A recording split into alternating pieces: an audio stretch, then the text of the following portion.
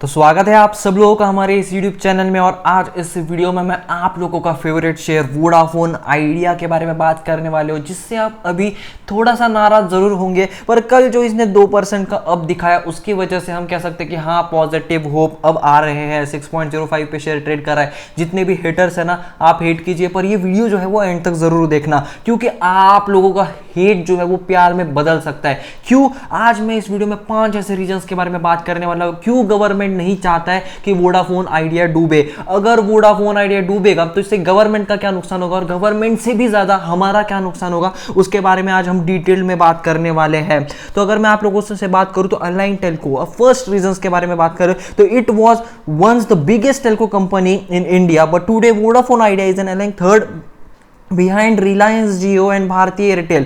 27.33 crore users, यानी कि देखिए 27.33 करोड़ यूजर्स है फिलहाल, जिसमें लगभग 42.89 लाख यूजर्स ही उन्होंने जून में लूज कर दिए and is facing several financial worse, but if the company crumbles it would also be bad news for mobile users and the entire telecom sector। देखिए एक टाइम पे इंडिया की सबसे बड़ी बिगेस्ट टेल्को कंपनी थी यहाँ पे वोडाफोन और आइडिया, देखा जाए तो दोनों ही, और आज ये थर्ड पे आ चुके हैं और टॉप पे जो है रिलायंस और यहाँ पे हम कह सकते हैं भारती एयरटेल। और यही कितना दिक्कत दे सकता है गवर्नमेंट को और हम जैसे मतलब यूजर्स को जो इंटरनेट यूज करते हैं, उसके बारे में डिटेल में आज इस वीडियो में बात करने वाले हैं। ठीक है, तो ये जो वीडियो है ना वो आप एंड तक जरूर देखना। ठीक है, टेलीकॉम इंडस्ट्रीज के सबसे तगड़ा ये प्लेयर था, पर आज अगर बात करें तो सबसे तगड़ा प्लेयर है रिलायंस जियो और उसके बाद आता है भारती एयरटेल। आपको रिलायंस जियो का तो वो पता ही होगा, उन्होंने पहले फ्री में इंटरनेट दिया आपको 1 साल तक और उसके बाद फिर महंगे महंगे प्लान्स लेके आ गए। और अब अगर यहाँ पे वोडाफोन आइडिया को कुछ होता है तो इससे दिक्कत कितनी आने वाली है ना, वो आप देखिए। Mobile traffic hike, the telecom industry is in a crisis and last June it was estimated that the ARP average revenue per user would need to double in a year to make it sustainable। अब देखिए Vodafone idea नहीं, अभी पूरा telecom industry ही India की बहुत ज़्यादा दिक्कत में, और अगर उन्हें सस्टेन करना है आने वाले 10 सालों के अंदर, उन्हें बहुत सारे यहाँ पे मतलब ड्यूज पेनल्टीज वगैरह वगैरह चुकाने हैं, तो 10 सालों का वक्त है उनके पास जो बहुत ज़्यादा कम है, ऐसा वो खुद कह रहे हैं। पर अगर हम प्रैक्टिकली और पॉसिबली सब कुछ जो पॉसिबल है उसको अगर मद्देनजर रखते हुए सोचे तो आने वाले 1 साल के अंदर ही जो एवरेज रेवेन्यू पर यूजर है ना वो डबल हो जाना चाहिए, सबका मिला के, भारती एयरटेल, रिलायंस जियो और इन सब का मिलके। जो दो प्लेयर ही होंगे ना मार्केट में तो ये बहुत ज्यादा मुश्किल हो जाएगा, इसलिए हमें 4, 5, 6, 7 ऐसे और टेलीकॉम प्लेयर चाहिए, पर फिलहाल अभी सिर्फ 2 ही बहुत ज्यादा स्ट्रांग है और वोडाफोन आइडिया को भी अभी बहुत ज्यादा दिक्कत फेस करने के लिए मिल रही है। तो इसलिए वोडाफोन आइडिया को अगर कुछ हो जाता है तो टेलीकॉम इंडस्ट्रीज बहुत ज्यादा दिक्कत में आ जाएगी और आने वाले टाइम पे हमें इंटरनेट और ज्यादा महंगा में भी मिल सकता है। ठीक है, the fall of Vodafone Idea would mean that the maintenance of telecom infrastructure would have to paid by the remaining two, यानी कि वही मैंने आप लोगों को जो समझाया। ठीक है, डियोपोली इन द मार्केट। अब अगर डियोपोली इन द मार्केट आते हैं, यानी कि सिर्फ रिलायंस जियो और भारती एयरटेल ही मार्केट में होंगे, तो वो राइवल्स बनने से अच्छा दोस्त बनने की कोशिश करेंगे। क्यों? क्योंकि पूरी इंडिया, पूरा मार्केट शेयर उनका ही है, पूरा मार्केट शेयर उनका है। एक अकेला जीत के भी कुछ कर नहीं सकता क्योंकि उनके पास इतनी ज्यादा फैसिलिटीज नहीं है कि वो इतने ज्यादा लोगों को इंटरनेट प्रोवाइड करे। उस वजह से होगा क्या, लोगों को दिक्कत आएगी इंटरनेट यूज करने में, नेटवर्क नहीं आएगा क्योंकि लोड बहुत ज्यादा प्रेशर हो जाएगा ना। Once the Indian telecom market boasted of 12 players, if VI fall it will reduce duopoly where 2 companies own nearly all of the market share। This limiting of choice is not good news for the consumer, it is not good news for the sector either।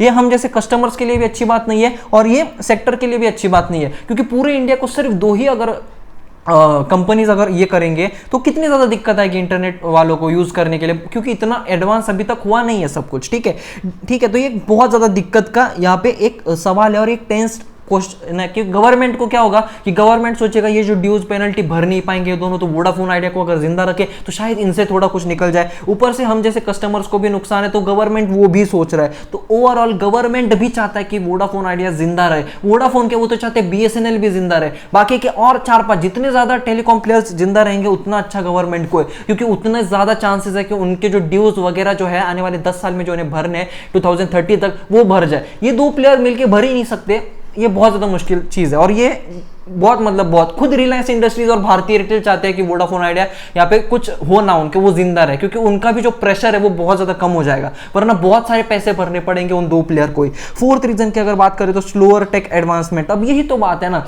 पूरे Indian market share को अगर सिर्फ दो ही company खरीद को ये करेंगे तो सोचिए, अगर आप इतनी अभी तक एडवांस हुए नहीं, फिलहाल अभी भी इतने सारे प्लेयर्स हैं, हम कह सकते हैं बीएसएनएल है, आइडिया अभी चल रहा है, वोडाफोन आइडिया, वीआई है, अभी हम कह सकते हैं भारतीय एयरटेल है, जियो है, और भी मतलब बहुत सारे अभी भी कुछ चल रहे अच्छे खासे यूजर्स है। पर जब वोडाफोन आइडिया ही पूरी तरह से खत्म हो जाएगा, पूरी मतलब फेलियर हो जाएगा, बैंकरप्ट हो गए, अब सोचिए आप इससे होगा क्या, पूरा इंडियन मार्केट शेयर मिल जाएगा यहाँ पे किसको, रिलायंस को और भारतीय एयरटेल को। इनसे वो पैसा तो बहुत ज्यादा कमाएंगे, पर उन्हें गवर्नमेंट को भी बहुत ज्यादा देना पड़ेगा। क्यों? क्योंकि देखिए स्पेक्ट्रम के सारे टैक्सेस जो है, लाइसेंस फीस जो है, वो इन दोनों में ही बढ़ जाएगी, जो बहुत ज्यादा होगी, जो ये खुद जितना कमाएंगे नहीं उससे ज्यादा ये सिर्फ फीस ही भरने में ज्यादा दिक्कत आएगी। और ये भी हो गया, ठीक है चलो हम समझ ले, ठीक है वो कर लेंगे कुछ तो भी दोनों मिलके, पर हम जैसे यूजर्स, क्योंकि सिर्फ दो ही ऑप्शन होंगे आपके पास, तो ये एक अच्छी बात नहीं होने वाली है, क्योंकि फिर वो अपनी मर्जी से कुछ भी प्राइस रख सकते हैं, बढ़ा सकते हैं, कम कर सकते हैं, तो ये भी एक नेगेटिव बात है। ऊपर से हमें नेटवर्क स्पीड जो है वो भी बहुत ज्यादा नॉर्मल नहीं मिलने वाली, बहुत ज्यादा दिक्कत का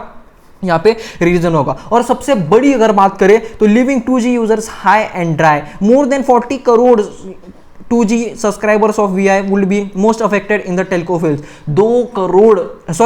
14 करोड़ से भी ज्यादा यहाँ पे 2G यूजर्स है जो सिर्फ वोडाफोन आइडिया, यानी कि जो वोड आइडिया है उसका ही यूज करते हैं, ठीक है। मतलब जितने भी 2G प्लेयर्स हैं ना, वो 2G मतलब उसी के बारे में बात करते हैं। जियो ने उन पे ध्यान नहीं दिया, भारतीय एयरटेल भी इतना ज्यादा ध्यान नहीं देता है। सबसे ज्यादा जो यूजर्स थे ना यहाँ पे 2G यूजर्स, वो वोडाफोन आइडिया के ही थे। इस वजह से 14 करोड़ जो यूजर्स है वो यहाँ पे डिस्टर्ब हो जाएंगे। और जब 14 करोड़ यूजर दूसरे कार्ड में जब जाएंगे, यानी कि जब दूसरी कंपनी को ट्राई करेंगे, तो इस वजह से उस कंपनी में बहुत ज़्यादा यहाँ पे ये बढ़ेगा, और वो सबको एक अच्छी फैसिलिटी नहीं दे सकते, सबको एक अच्छा इंटरनेट प्रोवाइड नहीं कर सकते। These users mainly daily wages would need to pay more while switching to travel either as higher bills, और in the case of Jio which does not have a 2G network to buy new 4G phones.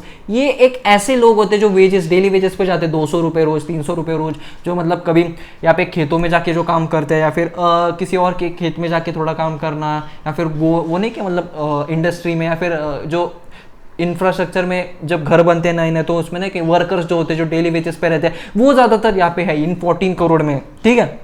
तो ये afford नहीं कर सकते एक 4G phone लेना जो 6-7 हज़ार रुपए के आसपास मिलता है, तो इसलिए वो चाहते हैं कि वो ही अपना 1,000-700 रुपए का फोन यूज करे, वो जिसमें आइडिया का कार्ड लग जाता था पहले, अच्छा खासा बैलेंस भी था, पर अब वो नहीं होगा। जियो तो वो बनाता ही नहीं है, जियो वैसे प्लान्स भी नहीं बनाता है, भारतीय एयरटेल भी महंगे ही रहते हैं, तो उनके लिए एक बेटर ऑप्शन यही था आइडिया। पर अगर आइडिया यहाँ पे स्टॉप हो गया तो उनका क्या होगा, तो गवर्नमेंट को ये भी सोचना पड़ेगा। बहुत ज्यादा यहाँ पे टेंस्ड है फिलहाल गवर्नमेंट, क्योंकि उन्हें वो चाहती है हमने जितने भी पेनल्टीज लगाए हमें वो सब मिल जाए।